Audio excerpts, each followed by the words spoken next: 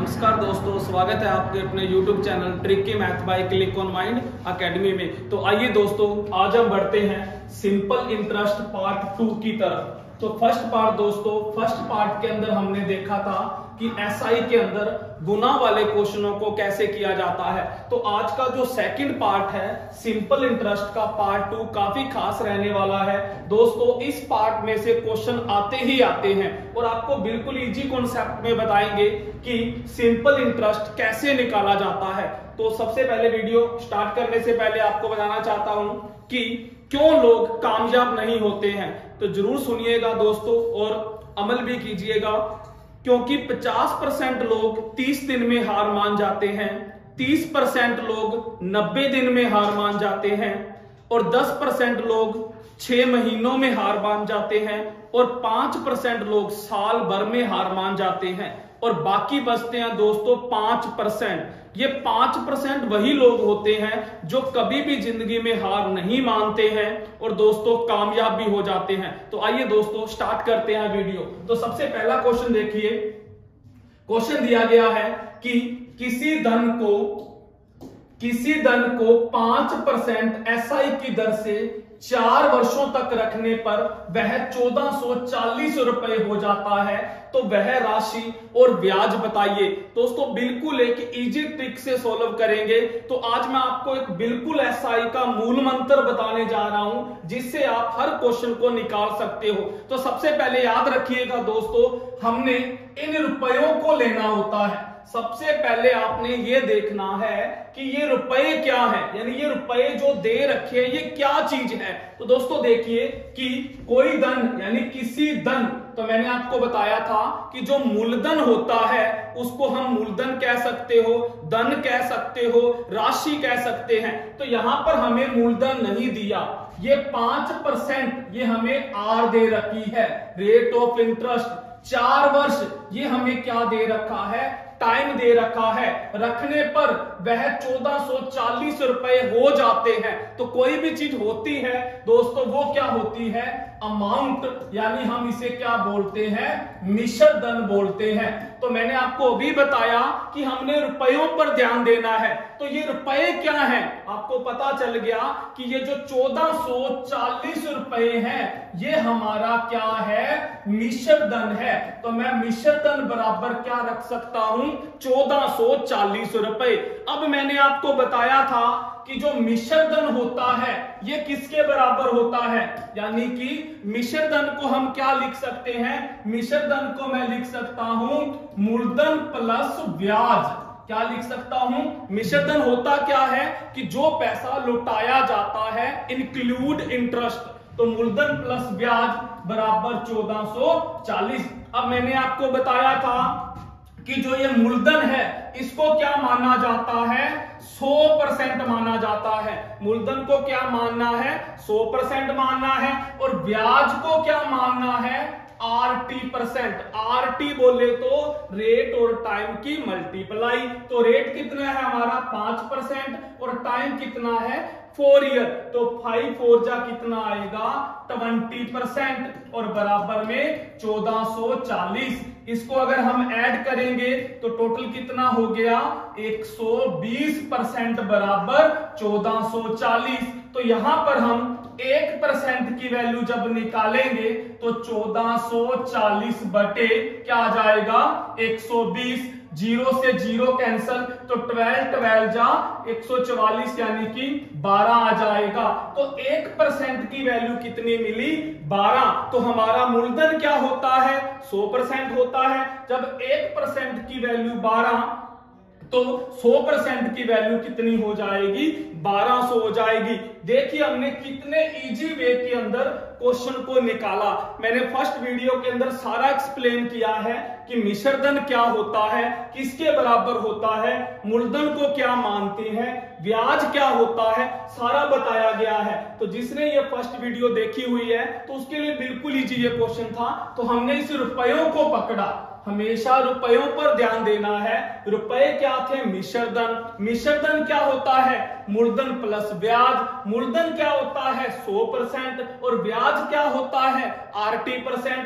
Are और T की multiply 20%, तो टोटल कितना हो गया 120% की वैल्यू 1440। यहां पर हमने 1% की वैल्यू निकाली 12, तो हमें पूछा है वह राशि, राशि बोले तो मूलधन बताओ, प्रिंसिपल बताओ, तो वो 100% होता है, तो कितना मिल गया 1200 रुपए। अब उसने पूछा ब्याज भी बताओ, तो अब आपको पता होगा कि अगर मैं मिश्र धन में से ये 1200 मूलधन घटा दूं तो क्या आ जाएगा 240 रुपए हमें क्या मिल जाएगा, ब्याज मिल जाएगा। या ऐसे भी कर सकते हो दोस्तों, ब्याज कितना था यहां देखिए 20% था, तो 1% की वैल्यू 12, तो 20% की वैल्यू कितनी आ जाएगी 240 रुपए। तो यहां से भी आप निकाल सकते हो। तो ये था मूल मंत्र कि आपने रुपयों पर ध्यान देना है। तो आइए क्वेश्चन और देखते हैं। सेकंड क्वेश्चन में देखिए, किसी धन को 10% वार्षिक एसआई की दर से 6 वर्षों तक रखने पर वह राशि 9600 रुपए हो जाती है। सेम डिक्टो क्वेश्चन है दोस्तों, वह राशि 9600 हो जाती है। तो ये 9600 रुपए क्या है, फिर मिश्र धन आया, यानी 9600 रुपए हमारा क्या है मिश्र धन बराबर 9600। तो मिश्र धन को क्या लिखेंगे, मूलधन प्लस ब्याज लिखा जाएगा, बराबर कितना 9600। मूलधन को क्या लेट करेंगे 100% और ब्याज को RT%, तो R और T की मल्टीप्लाई 10 की जब 6 से मल्टीप्लाई करेंगे 60%, बराबर कितना आया 9600।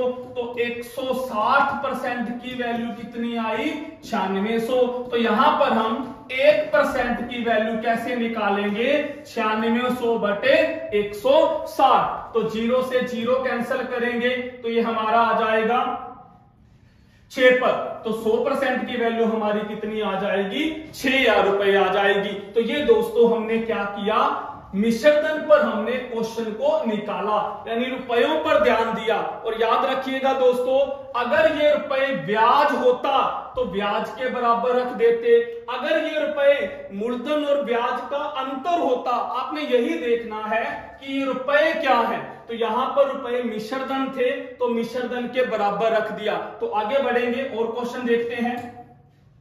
इस क्वेश्चन में देखिए कि ये रुपए क्या है, किसी धन को 13% आर मिल गया हमें एसआई की दर से 2 वर्षों तक रखने पर, यानी आर मिला टी मिला, कुल ब्याज 520 रुपए प्राप्त होता है।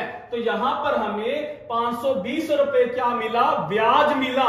तो अब इस 500, अब ये जो रुपए हैं इनको मैं किसके बराबर रखूंगा, ब्याज के बराबर रखूंगा, यानी ब्याज बराबर 520। और ब्याज को क्या लेट कर सकते हैं RT% बराबर 520, और RT क्या आएगा 13 की 2 से मल्टीप्लाई करेंगे, यानी 26% बराबर 520। तो यहां पर 1% बराबर 520 बटे 26, तो यहां पर 1% की वैल्यू कितनी 20 आ गई, तो 100% की वैल्यू कितनी आ जाएगी 2000 रुपए आ जाएगी। बिल्कुल इजी मेथड दोस्तों, बस हमने इस रुपयों पर ध्यान देना है कि वो रुपए क्या हैं। यहां पर ये 520 रुपए ब्याज था, तो मैंने 520 के बराबर क्या रख दिया, इंटरेस्ट रख दिया। और ब्याज किसके बराबर होता है RT%, तो मैंने R और T की मल्टीप्लाई कर दी, तो 26% की वैल्यू कितनी आई 520। तो यहां से 1% की वैल्यू निकालकर मूलधन कितना होता है 100% होता है। तो आइए दोस्तों फिर आगे बढ़ते हैं। क्वेश्चन देखिए दोस्तों, बताइए कि इसके अंदर ये 1400 रुपए क्या है। रुपयों पर ध्यान देना है, बार बार बोल रहा हूं। देखिए किसी धन को 15%, यानी R कितना है 15% है, 9 वर्षों तक रखने पर, यानी T कितना है 9 वर्ष है, रखने पर प्राप्त ब्याज मूलधन से 1400 रुपए ज्यादा है। अब देखिए वो रुपए क्या है, वो कह रहा है कि जो प्राप्त ब्याज है, जो हमें ब्याज प्राप्त होता है वो मूलधन से, यानी ब्याज हमें मूलधन से 1400 रुपए ज्यादा प्राप्त होता है, यानी यहां पर ब्याज ज्यादा है किससे, मूलधन से। तो ये 1400 रुपए क्या है दोस्तों, ब्याज और मूलधन का अंतर है। तो हम इसको कैसे लिखेंगे, ब्याज माइनस मूलधन बराबर 1400, क्योंकि यहां पर ब्याज ज्यादा है तो आगे ब्याज को रखेंगे। अगर मूलधन ज्यादा होता तो फिर मूलधन माइनस ब्याज लिखते, बराबर 1400 लिखते। तो ये था दोस्तों, हमने इस क्वेश्चन में भी पहचाना कि ये 1400 रुपए क्या है। ये 1400 रुपए क्या मिले? ब्याज और मूलधन का अंतर मिला। अब सारे जानते हो कि ब्याज को हम क्या लिख सकते हैं? RT%। मूलधन को क्या लिख सकते हैं? 100%। तो अब हमारा RT कितना आएगा? 15 को 9 से मल्टीप्लाई करेंगे, 15 को 9 से मल्टीप्लाई करी तो 135% माइनस 100% और बराबर में 1400। तो अब इसको माइनस करेंगे तो कितना मिला? 35% की वैल्यू 1400। तो यहां से 1% की वैल्यू कितनी आएगी? 1400 बटे 35, यानी कितनी आ जाएगी? 40 आ जाएगी। और 100% की वैल्यू कितनी आ जाएगी? 4000 रुपए आ जाएगी। तो ये था दोस्तों, बार बार मैं यही कहना चाहता हूं कि रट्टा मत मारिए, टॉपिक को देखिए। तो अब ये 1400 रुपए क्या थे? रुपयों पर ध्यान दिया तो हमारा क्वेश्चन भी निकल गया। तो आगे बढ़ते हैं। क्वेश्चन देखिए दोस्तों क्या दिया हुआ है। क्वेश्चन में बोला है किसी धन को 10%, तो R कितना है हमारा? 10%। 4 वर्षों में T कितना है? 4 वर्ष रखने पर ब्याज मूलधन से 1200 रुपए कम प्राप्त होता है। तो अब कोई आपसे पूछे कि ये 1200 रुपए क्या है? ये भी ब्याज और मूलधन का अंतर है, लेकिन यहां पर ब्याज मूलधन से कम है। तो आगे किसको रखेंगे? मूलधन माइनस ब्याज बराबर 1200। पिछले क्वेश्चन में क्या था? ब्याज ज्यादा था तो आगे ब्याज को रखा। अब इसमें मूलधन ज्यादा है तो आगे मूलधन को रखा। अब मूलधन हमारा क्या होता है? जो हमारा मूलधन है इसको 100% लेते हैं, 100% ले लिया। ब्याज को RT% लेते हैं तो 10 की 4 से मल्टीप्लाई करेंगे 40% बराबर क्या? 1200। तो यहां पर हमें 60% की वैल्यू कितनी मिली? 1200। तो 1% की वैल्यू क्या आ जाएगी? 1200 बटे 60। तो यहां पर आप 0 को 0 से कैंसिल कर दीजिएगा तो कितना आ गया? 20, यानी 1% की वैल्यू 20। तो हमारा मूलधन क्या होता है? 100% होता है। पीछे 2 जीरो लगा दी जाती है तो कितना आ जाएगा? 2000 रुपए। तो क्या सीखा दोस्तों? अगर आपको रुपयों के बारे में पता चल जाता है कि ये रुपए क्या हैं, तो आप क्वेश्चन को बिल्कुल आसानी से निकाल सकते हो। तो ये था टॉपिक दोस्तों हमारा एसआई का। आज हमने 2-3 टाइप पर डिस्कस करा। तो दोस्तों इसी तरह भी थर्ड पार्ट भी लेकर आएंगे। तो आपने रट्टा नहीं मारना, इनको जरूर देखना है कि ये रुपए क्या दे रखे हैं। मूलधन है, मूलधन के बराबर रखो। ब्याज है, ब्याज के बराबर।